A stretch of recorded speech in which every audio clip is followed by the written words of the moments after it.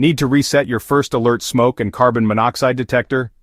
Here are two simple methods to get it done. These methods are quick, easy, and will have your detector back to normal in no time. First, let's cover method 1, the factory reset. This method is useful if you want to completely reset the device to its original settings. Start by removing the battery tray from the back of the unit. This will cut off the power supply to the detector. Next, press and hold the test button on the front. This button is usually located in the center of the device. While still holding the button, slide the battery tray back in. This step is crucial for the reset process to work correctly. You'll hear a beep. This beep indicates that the device has recognized the reset command. Keep holding the button until you hear a long beep. This long beep confirms that the reset process is complete.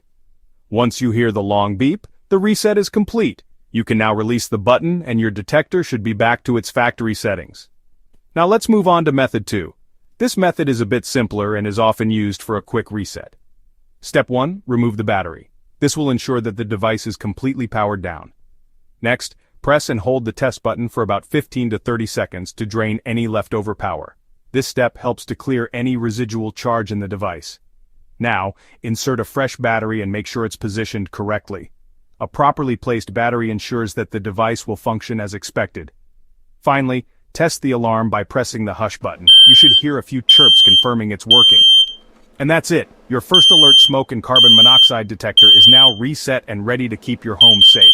If this helped, hit like and subscribe for more home maintenance tips. Stay safe and see you in the next video.